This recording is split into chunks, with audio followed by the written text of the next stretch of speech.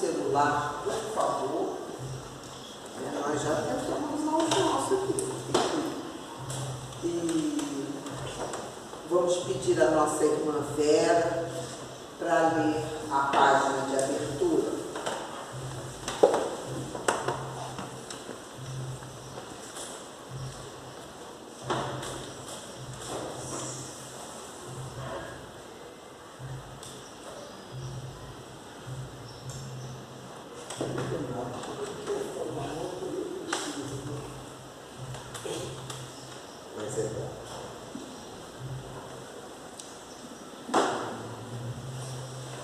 Boa tarde. Sinal verde, pelo Espírito André Luiz Francisco Cândido Xavier. Hóspedes, convite é responsabilidade para quem o formula. O hóspede receberá o tratamento que se dispensa à família. Nenhum amigo, por mais íntimo, tomará a liberdade de chegar à residência dos anfitriões a fim de hospedar-se com eles sem aviso. Se a pessoa não é convidada a hospedar-se com esse ou aquele companheiro e precisa valer-se da moradia deles para certos fins, mesmo a curto prazo, não deve fazer isso sem consulta prévia.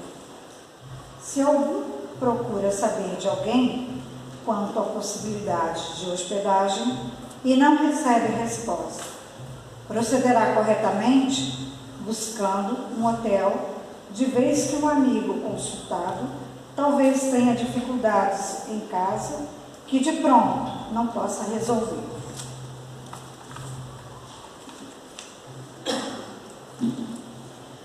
Um hóspede, para ser educado, não entra nos desacordos da família ou do grupo que o acolhe. Em casa alheia, necessitamos naturalmente respeitar os horários e hábitos dos anfitriões, evitando interferir em assuntos de cozinha e arranjos domésticos, embora seja obrigação trazer o quarto de dormir tão organizado e tão limpo quanto possível. Grande mostra de educação, acatar os pontos de vista das pessoas amigas na residência delas. Na moradia dos outros, é imperioso ocupar banheiros pelo mínimo de tempo, para que não se estrague a vida de quem nos oferece acolhimento. Fugir de apontamentos e relatos inconvenientes à mesa, principalmente na hora das refeições. O hóspede não se intrometerá em conversações caseiras que não lhe digam respeito. Justo gratificar, dentro das possibilidades próprias, aos irmãos empregados nas residências que nos hospedam, já que eles não têm a obrigação de nos servir. André Luiz, Chico Xavier.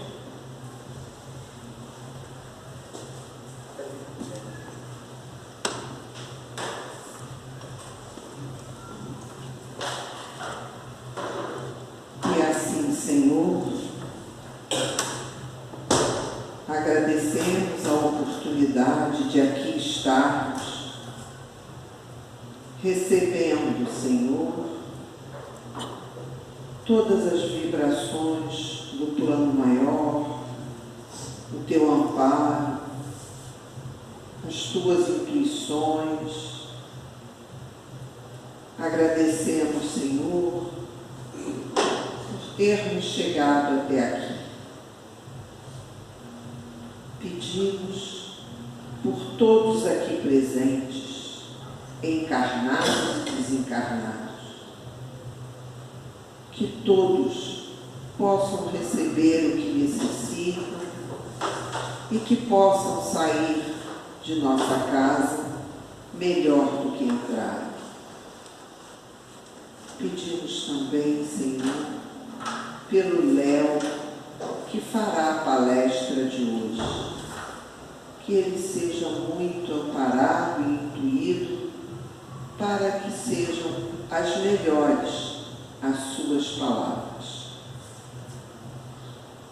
pedimos por todos os nossos familiares, por aqueles que estão em nossos pensamentos, pelas águas que foram trazidas, que sejam fluidificadas, pelos nomes que se encontram em nosso salão e em nossas reuniões mediúnicas. Agradecemos, Senhor, e que a nossa reunião possa transcorrer com muita paz. Muito obrigado, Senhor. Que assim seja.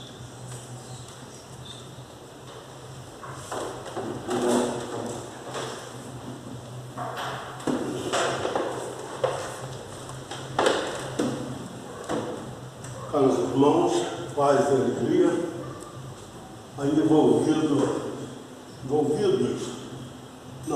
na prece da nossa dirigente, professora Nadir, vamos dar início à nossa reunião.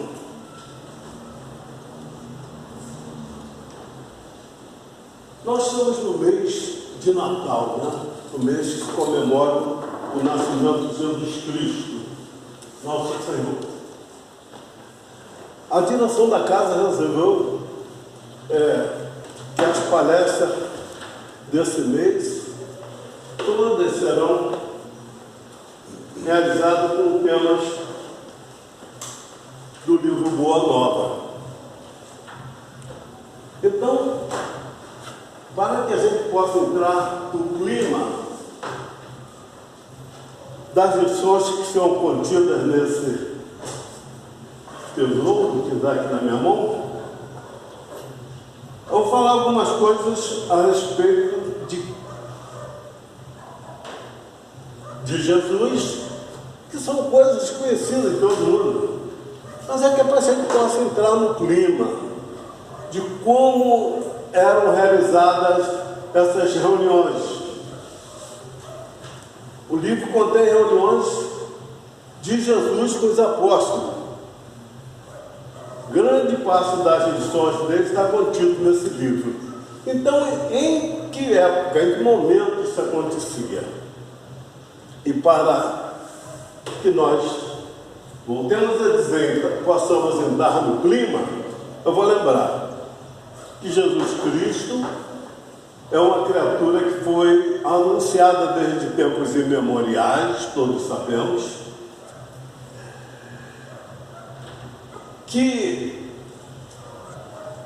nós passamos por várias épocas na história da humanidade, a época da argila, da pedra lascada, a época do bronze, da madeira, onde as criaturas humanas queriam registrar as suas experiências e que ficaram como cultura desses povos. Mais tarde veio o papiro, a planta do papel, o pergaminho, né?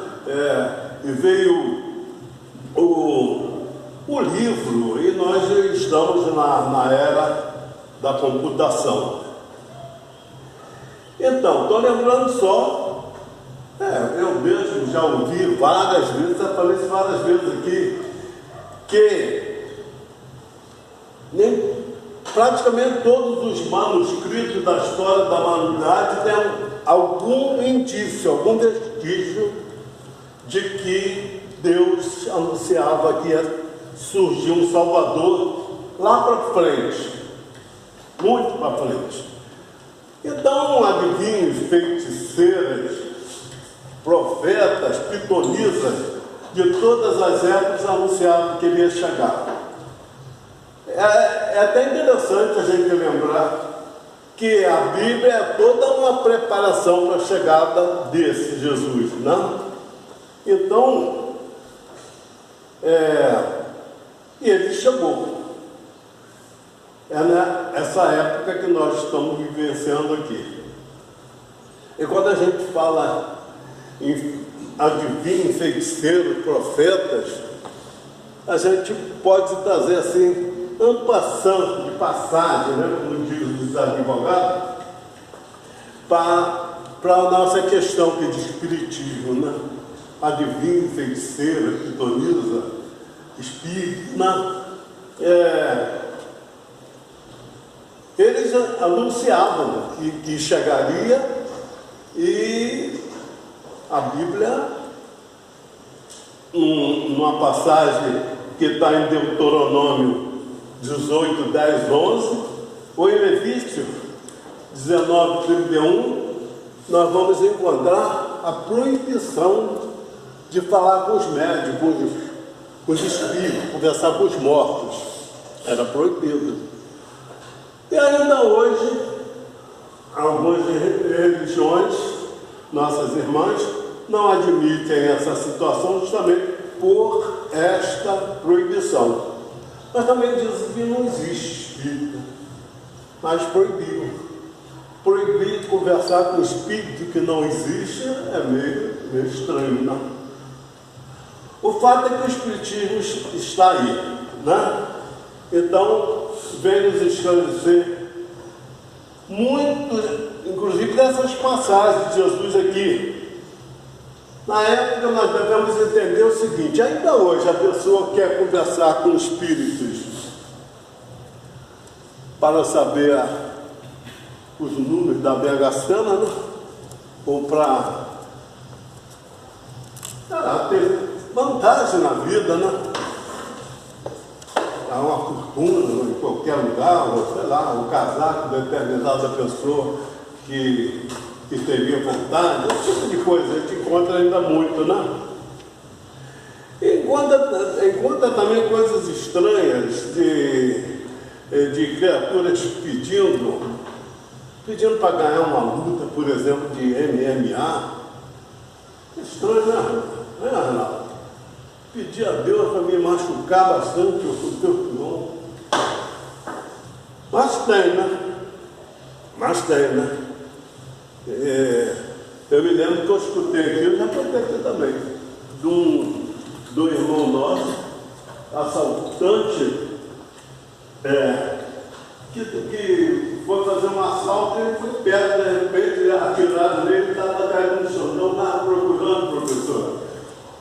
Os documentos dele encontraram um bilhetinho lá: Deus me ajude.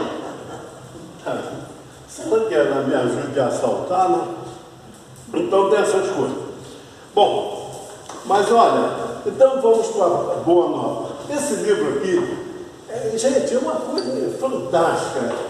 Quando eu não estou bem, desânimo, tristeza, ou alguma coisa que não está legal, eu procuro alguma página desse livro, porque é impressionante como comigo funciona. Esse livro aparece logo no começo, Jesus convocando os discípulos, escolhendo os 12 que iriam trabalhar com ele na divulgação do Evangelho. Tem várias outras passagens, a passagem da mulher adúltera, nós vemos a passagem de Maria de Magdala, nós vemos a passagem do samaritano, de Jesus conversando com Nicodemo, com Jesus conversando com aquela mulher na beira de um poço lá na Samaria, né? Até um detalhe interessante: a Samaria era uma parte daquela região lá, onde vivia um povo de samaritano, né? Que eles não acreditavam nas leis de Moisés como os judeus. Eles acreditavam só nos 5 primeiros livros. Os outros em diante, eles achavam que era coisa da cabeça dos judeus, aquelas coisas que eram colocadas ali. Eu não estou entrando no mérito se está certo ou está errado, mas era essa a briga entre eles. E eles eram tidos como hereges, como um povo cruel, como gente, desculpa a expressão, até suja, indigna. Tanto é que para passar naquele lugar, né? Tinha até atalho para não passar naquelas terras, para não se contaminar. Talvez seja porque também eles tinham coisas estranhas também, o pessoal da Samaria. Eles, assim, era lá no começo, né? Para adorar a Deus, ele fazia certas coisas impressionantes, como, por exemplo, levar ao altar prendas, né? Oferendas. Inclusive, começaram com alimentos, né? Eu acho que confundindo Deus com o ser humano, acho que Deus comia alguma coisa. Dava alimentos das plantações, depois passaram a dar animais, e por maior amor a Deus ainda chegaram a ponto de dar até o próprio filho. Deixar queimar o filho no altar em amor a Deus. Então os judeus achavam aquilo um horror, né? Tanto é que, só uma passaginha sobre isso, o sumo sacerdote dos judeus queimou o templo deles lá, porque tinha o templo de Jerusalém, ainda existe, não, os judeus vão fazer uma oferenda, e tinha o templo de Jerusalém, que foi destruído pelos judeus. Mas enfim, interessante que Jesus, aquele povo tão estigmatizado, né, por esses detalhes todos, os judeus odiavam, e Jesus ia passando por ali por perto, e de repente, porque Jesus nada é improviso, não tinha que ficar para a posteridade, ele pediu aos amigos dele, discípulos, para pegar algumas coisas ali na redondeira, ele ficou sozinho e foi conversar com uma mulher naquele poço, né? E ela era uma samaritana, né? Olha só, que exemplo de Jesus. Quanto ensinamento está nessa passagem. Aquela criatura, aquela gente que era odiada, e Jesus passar aquela lição que vale a pena dar uma olhada para vocês se lembrarem. Bom, gente, a gente pode lembrar que tem pessoas ainda que não têm certeza absoluta da existência de Jesus. A gente pensa assim, o homem já vive na face da terra há 400 mil anos. Há 300 mil já existia o Homo sapiens, um homem que sabia já fazer alguma coisa, mexer alguma coisa para produzir ferramentas, instrumentos, essas coisas. Nós temos tantas coisas. Olha só na dinastia romana, dos 753 a 509 antes de Jesus antes de existir Jesus, já tinham passado 7 reis, são todos conhecidos. Quem nunca viu falar em Sócrates? Sócrates viveu de 460 mais ou menos a 400 antes de Jesus nascer. Então, gente, a nossa tarefa aqui é falar sobre a vigilância, né? Olha, essa parte é interessante, muito interessante. Nós estamos naquele clima de lá. Diziam que ia chegar o Salvador, e ele estava aí na terra, já estava na terra, só que ninguém sabia, né? Ele já estava pregando, mas não tinha sido anunciado ainda como o grande Salvador que viria.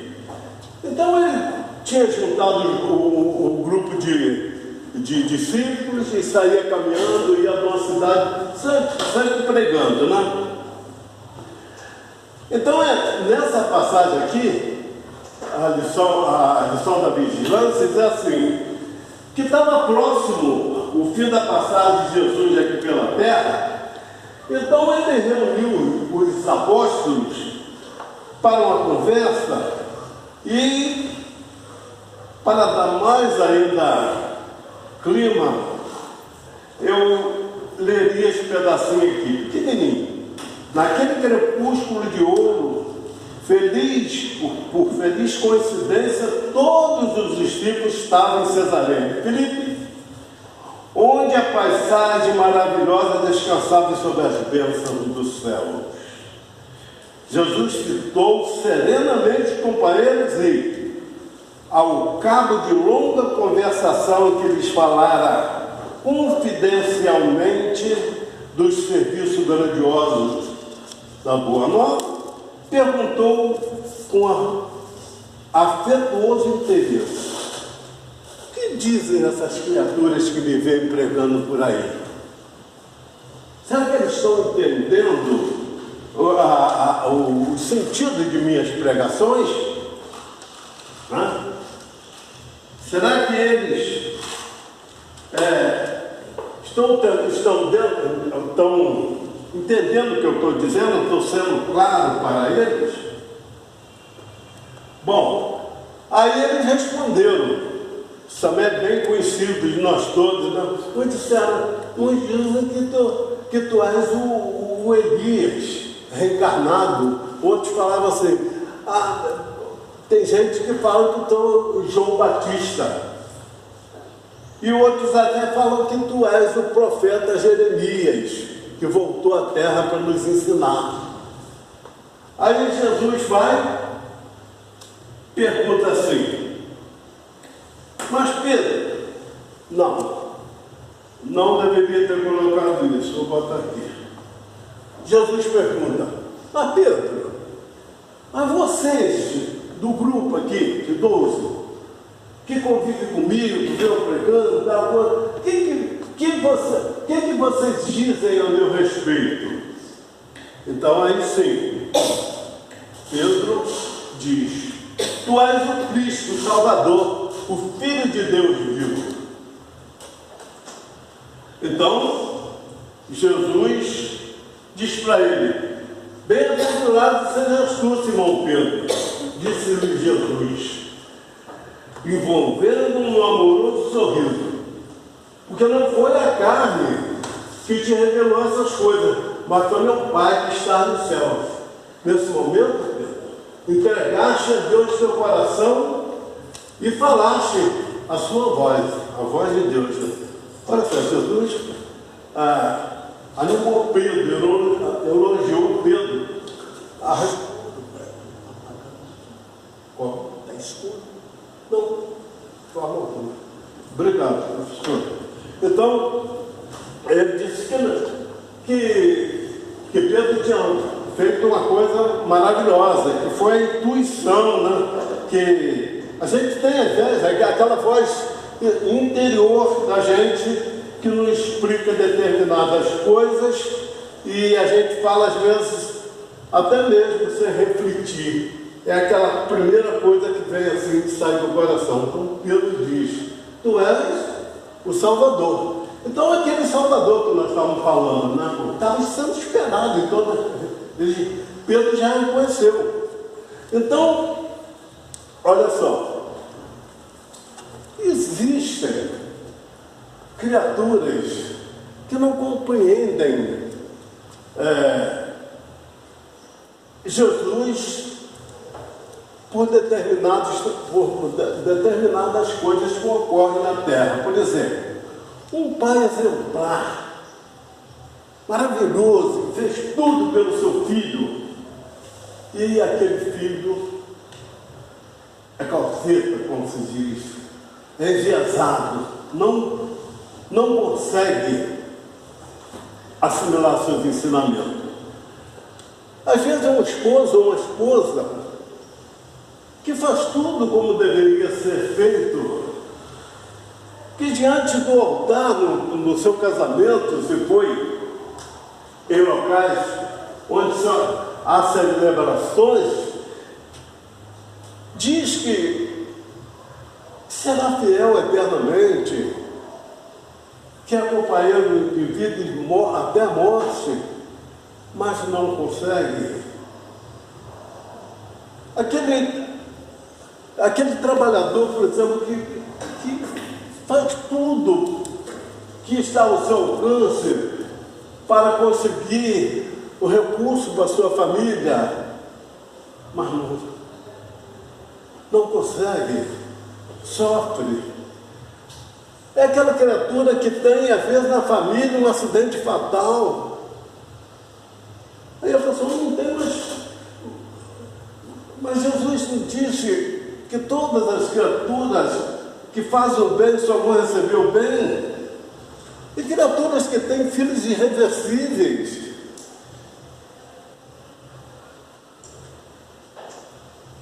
Criaturas que já nascem, processam.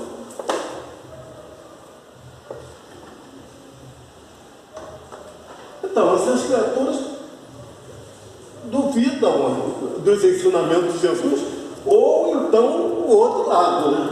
Os nossos irmãos que são judeus, né? Os judeus, eles, embora respeitem Jesus como um profeta, mas eles não aceitam Jesus como um salvador. Os judeus ainda estão esperando o Messias.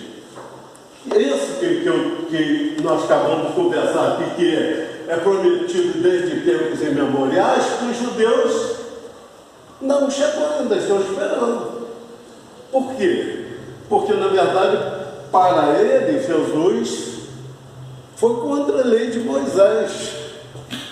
A lei de Moisés, eles acham que Jesus falhou no momento em que ensinou sobre perdão, sobre amor, sobre essas coisas, porque, segundo eles, não tem como perdoar a criaturas que nos fazem mal. Eles acham que é olho por olho, dente por dente. E tem a forma de explicar esse tipo de coisa. A verdade é que Jesus era judeu, né? E Jesus tentava libertar o povo dele. Sim, Jesus não era a favor de que os judeus fossem escravos, como era na sua época. Só que a forma dele lutar era diferente. Pois imagina só, a pessoa é um judeu e passa perto do outro que é romano, que é o dono da terra, eles são o judeu escravo do romano, e assim, eu gostei muito dessa tua túnica. Tinha que dar a túnica, nessa túnica eu gostei muito, eu falando túnica, coisa de sapato, qualquer coisa. Assim como os escravos no Brasil era, não faz tanto tempo assim, né? Que ele nem tem nada. Então me dá essa túnica, e Jesus ensinava assim, na capa também. Se exigir que você ande 500 metros, anda mais 1000.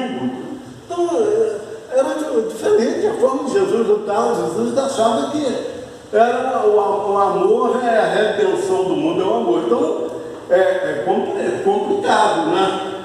Para determinadas pessoas que não adquiriram determinados ensinamentos. Ou não entendem, ou um pouco enviesado, porque para nós, sinceramente, é uma responsabilidade muito grande a gente ser espírita e entender o espiritismo, porque não vai haver como chegar do outro lado da vida e eu não sabia. Por que se sofre? Por que tem essas coisas que eu acabei de dizer aqui ainda há pouco? A pessoa está num tempo religioso e de repente cai o teto e morre todo mundo. Bom,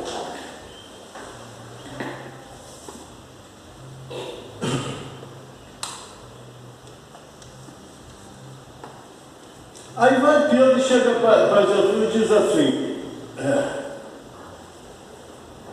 ô mestre, como é que pode dizer isso se sois o modelo supremo de bondade e sofrimento? Será então o prêmio às vossas obras de amor e ao sacrifício?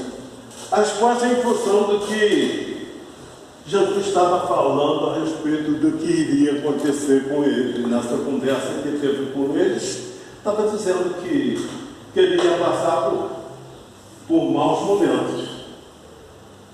povo não ia compreender, que ele ia ser perseguido, que muitas coisas ruins iam chegar até ele. Então, quando diz isso para Jesus explica a ele que Jesus veio para fazer a vontade de Deus, que nós, os espiritistas, entendemos como cumprir a lei de Deus. E as leis de Deus são imutáveis, gente. Você não muda, não adianta você ser bonzinho, ser maravilhoso, tudo. Então, isso é ótimo para tudo o futuro, mas se você tiver dívida do passado, não tem como. É lei, não muda para todos. Então, mas Pedro vendo aquelas coisas todas que Jesus fazia, a gente lembra, das pessoas doentes que ele curava, da coisa impressionante que ocorria em torno só da presença dele, a figura dele provocava em determinadas pessoas reações imprevisíveis em termos de amor, bondade, compreensão, numa época que isso estava muito, muito, muito longe de ser entendido. Mas Jesus insiste em dizer que haveria uma surpresa muito grande no grupo de discípulos, inclusive mesmo falando aquilo, porque as cenas que ocorreriam com ele seriam inimagináveis para a cabeça dele. Mas eu quero preparar vocês para que virão, para que vocês possam entender e mais tarde vocês continuarem com a explicação a respeito disso, dos porquês. Então, Pedro ainda insiste em dizer, mestre, confere não exagerar as vossas palavras. Nós não podemos acreditar que tereis sofrer semelhantes martírios. O que estaria Deus então com a justiça dos céus? Os fatos que nos deixam entrever viriam demonstrar que o Pai não é justo, não é tão justo.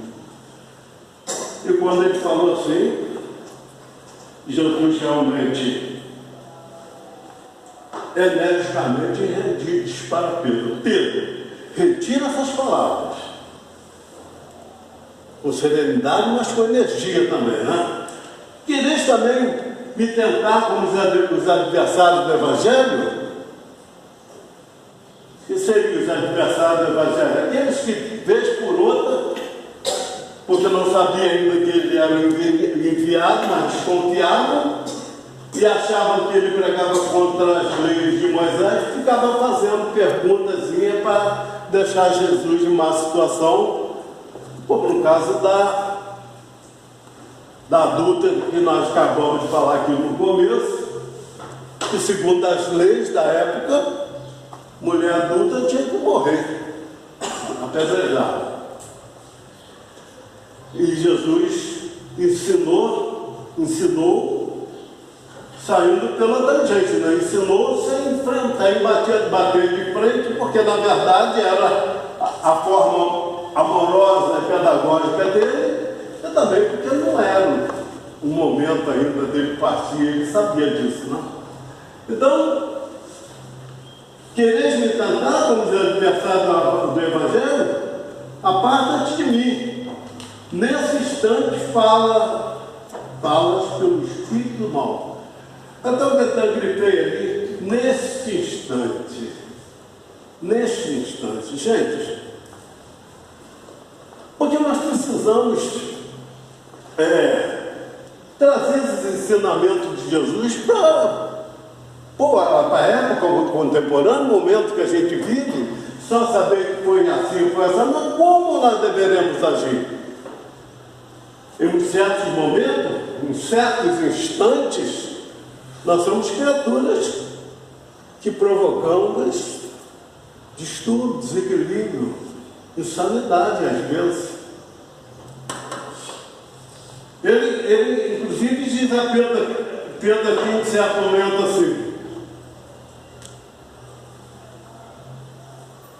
Pedro, o discípulo do Evangelho, terá sempre imenso trabalho a realizar, porque pelo reino de Deus é preciso resistir às tentações dos entes mais amados na terra. No caso aqui, ele estava se referindo ao próprio Pedro. Ele amava Pedro, mas Pedro estava tentando Jesus. Jesus já tinha explicado tantas vezes a ele, mas ele insistia em Jesus, como dizer assim, vulgarmente: deixa de ser bobo, vamos dar um truco, não vamos aceitar isso, porque Jesus já tinha uma multidão do lado dele. Se ele se levantasse e quisesse ir à forra, ele poderia. E nós muitas vezes somos sugestionados por pessoas para tomar determinadas atitudes e tomamos essa atitude errônea por invigilância nossa. Então você tem que ser fiel até o fim. Jesus diz assim: não espereis por triunfos que não os teremos sobre a terra de agora, Pedro.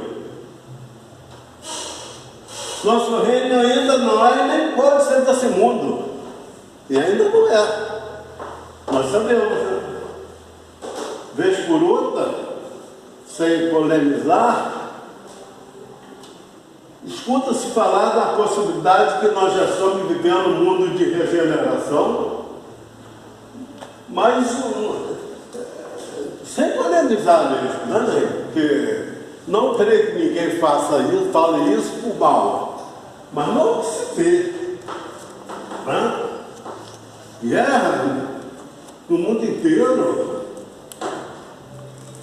A gente liga a televisão, é uma loucura de violência, de incompreensões, de crimes, de autoridades que poderiam estar, que tenham a tarefa de nos proteger e até mesmo de orientar, né? Porque toda vez que a gente age bem numa situação qualquer, a gente está não só agindo bem, mas mostrando como fazê-lo, né? A gente não pode de repente consertar o mundo, mas se você fizer a sua parte, pelo menos a sua consciência está tranquila. Eu estou me recordando aqui de uma história de um determinado rapaz que estava preso, e ele foi visitado por um grupo de pessoas na cadeia. Ele reconheceu entre aqueles um que tinha sido seu professor. Aí ele disse para o professor: você não é o professor fulano de tal? Ele falou: sim, estou aposentado, mas continuo professor, porque na vida nós somos, no momento, professores e outro aluno, o tempo todo. Ele falou assim: não, eu estou lembrando porque aconteceu uma coisa na sala de aula, onde o senhor era professor, e que eu, se tivesse seguido os seus conselhos, o seu exemplo, eu provavelmente não estaria aqui. Aí o professor falou: então você conte, por favor, compartilha para a aprendizagem de todos nós, até minha mesmo, porque na verdade não me recordo disso. Ele falou: é que dentro da sala de aula sumiu um relógio um dia, e eu roubei aquele relógio. O relógio estava no meu bolso. E quando o Carlos, Carlos, falou assim: se roubaram meu relógio, professor, e o professor, vamos resolver isso sem maior alarde. Vamos fechar a porta e vamos apagar as luzes. Vamos ficar na penumbra e gostaria que todos fechassem os olhos, porque eu vou pedir para passar um por um, eu vou no bolso de cada um ver se está ou não o relógio. E o professor fez isso, procurou o relógio no bolso de todo mundo, até que o senhor passou por mim, ainda faltavam uns 10, e o senhor achou o relógio no meu bolso, o senhor pegou, ficou quieto e continuou procurando nos outros bolsos. Então, depois eu pedi acender a luz e o senhor entregou o relógio na pessoa e me deu aquele ensinamento sem me humilhar. Não falou com ninguém que tinha sido eu o ladrão. Aí o professor disse para ele: mas eu também não poderia falar. Ele falou: por quê? Porque naquele dia eu também fechei os olhos. Então, gente, esse menino, apesar de tudo, continuou sendo ladrão. E esse professor continuou fazendo bem.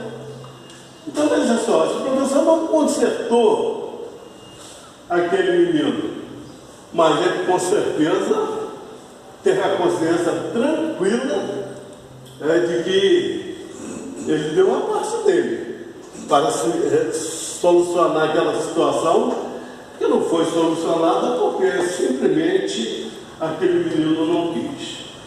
Então, gente, nós temos que entender a vigilância, segundo a estratégia que montei. Nesse estudo pode ser feito por outras pessoas, que vai ser feito diferente, lógico, mas eu digo o seguinte: lembrar que se alguém quiser vir após mim, renuncie a si mesmo, toma a sua cruz e siga os meus passos. Então, Jesus falou que ia acontecer com ele, aconteceu, e ele queria ser exemplo, estava nas escrituras que deveria ser assim, e foi. E que cada um de nós possa, então, durante o nosso dia a dia, pensar exatamente em renunciar a si mesmo em função dos problemas que a gente tem na vida, gente. É possível a gente crer que existe alguém que não tem um problema? Ou na choupana, ou num palácio, não se está sofrendo nesse momento? Quem é que está livre de uma enxaqueca, de uma dor de cabeça? Você pode ser o mais potentado dos homens da terra, mas você está vendo sua mãe envelhecer, está vendo seu filho doente, está vendo alguém que tu ama com câncer, ou com qualquer doença mental. Você está vendo os problemas para toda parte do mundo. Agora já está ouvindo falar na possibilidade de bomba atômica, de repente começar a explodir na Terra. Então, problema é para todo lugar. Agora, como diz Chico Xavier, que na verdade outros mundos se foram extintos. Nós conhecemos vários, são contados na história da humanidade. Várias gerações se terminaram e planetas se povoaram. O que segura a gente aqui na Terra é o Evangelho de Jesus, os ensinamentos que ele passou, e a gente tenta uns mais, outros menos, manter vivo para que isso não acabe. Mas Chico diz ainda assim, mas nós temos um livre-arbítrio. Os ensinamentos de Jesus é referência para a gente tomar atitude na vida, mas se a gente não quiser e a terra tiver que acabar um dia, diz, Deus manda a gente para outros lugares, para outros mundos. É o que ele fala.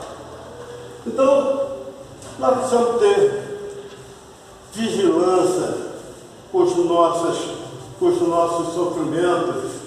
Não é ser masoquista, não é aceitar passivamente o sofrimento. Não, todo tratamento precisa que você lute pacificamente para que você reverta aquela situação. Nós precisamos ter vigilância com a nossa palavra. Lógico, Pedro no começo ali a gente estava percebendo, cheio de dúvida, ele queria entender. Aliás, no final dessa passagem ainda diz assim, acabando Cristo de falar, Pedro calou-se e passou a meditar. Não está dizendo aqui, certo? Com certeza que Pedro entendeu, não. Então, nós também precisamos estar lutando para entender, para nos conscientizar da importância dos ensinamentos de Jesus. Uma das coisas que eu gostaria de realçar é a importância da vigilância com relação à nossa palavra.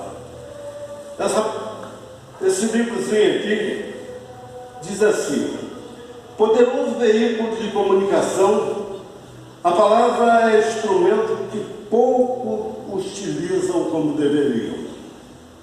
A boa palavra ergue, consola, ensina e corrige, ampara e salva. Mas há palavras também, né? Que denigram, que degeneram, que criam confusão. Diz assim, muitos falam sem pensar, gerando antipatia e fomentando crimes. Outros pensam sem falar e perdem a oportunidade edificante de sustentar o ideal do bem na rotina da vida. Quantas vezes, né? A gente, às vezes, por medo, por introspecção, será por que motivo a gente deixa de tomar determinada atitude. Eu não sei se aconteceu, vocês adoram contar casos e acontece muitas coisas comigo, porque eu sou, em certo momento, incisivo em certas coisas. Eu vim ali da Praça do Skate aqui para minha casa, que mora aqui no condomínio ali em frente da nossa igreja irmã, Wesleyana, e daí na minha frente uma senhora com as bolsas. E sempre sobe bolsa, carrinho, filho nos braços das mulheres, né? Porque a maioria dos homens estão ausentes nesse momento, vai carregando bolsa de alimento para casa. Mas ela estava no meio daquela coisa, mas segurava um cigarro também, de vez em quando, com maior dificuldade, ela dava uma tragada. Aí eu falei para ela, quando cheguei perto, eu desci para ela, poxa, parar de fumar é muito difícil. Eu parei há 1 ano, mas esse cheirinho desse cigarro me deu a vontade de fumar. Mentira, gente. Isso é um vício que eu nunca tive. Eu não fumo cigarro. Aí ela falou, puxa, moço, é mesmo? Eu falei, vontade de fumar tremendo, mas não vou fumar há mais de 1 ano. Ela falou, olha, eu fumava 3 carteiras por dia. Esse é o 3º cigarro que eu estou fumando hoje. Eu falei, é mesmo? Ela falou, eu não consigo, já aconteceu uma vez e eu voltei a fumar. Falar, que nada, só não consegui assim, faz força. Olha só, não está pensando que é fácil para mim? Mas aí o senhor seu comando. E olha a tua força, tu precisa carregar essa coisa lá para cima. O cigarro faz isso de ruim. Quem manda na senhora não é o vício, não. Pô, a senhora tão bonita. Ah, faz favor. Olha, um dia encontrar com a senhora, eu quero saber dizer que não fumo mais. Gente, passou uns 15 dias, parece mentira, mas passei. Eu nem conheci. Eu costumo lembrar sempre as pessoas o seguinte: eu vou fazer 50 anos de casado agora, no dia 21. Eu sou marido de Vândia, né? Vocês sabem. E eu não conheci aquela mulher mais, Vera, sabe por quê? Porque eu não vou. Desde que eu me casei, eu falei: não vou olhar mais para uma mulher bonita. Foi uma beleza para mim. E aquela mulher, não olhei para cá. Eu não conheço as pessoas. Aliás, gente, que me desculpe, eu não sei se isso é orgulho, vaidade, será o que for, mas eu tenho uma dificuldade de reconhecer pessoas, e eu acho que é orgulho mesmo, porque quando eu tinha a padaria, eu conhecia todos os fregueses pelo nome, para ser simpático, para eles continuar comprando. Mas eu estou vendo aqui uma amiga aí que está sentada ali, juro que eu não estou lembrando o nome, eu fico com vergonha. Nós fizemos tudo do Livro dos Espíritos até há 2 meses atrás. Sinceramente, cara, não está certo isso não está certo. Mas enfim, eu sei que passei por ela e ela me chamou, ô moça, eu falei: oi, não está me conhecendo não? Aí eu fiquei assim em dúvida, ela só que nunca mais fumei. Que beleza, né? Então, gente, nós precisamos, eu estou dando esse bom exemplo meu, porque eu não vou aqui de público dar mau exemplo, né? Isso fica para a minha consciência. Mas então, irmãos, nós precisamos ter vigilância na nossa vida. Vigilância para que a gente possa estar sempre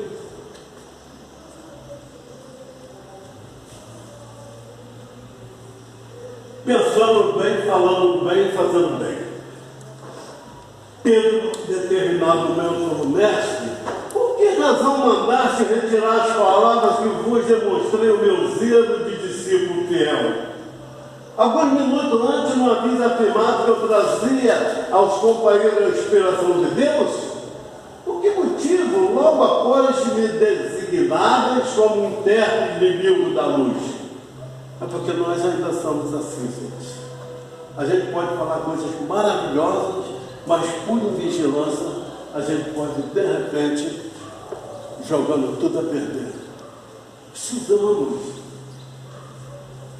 O que nos ajuda demais nesse temperado é a oração.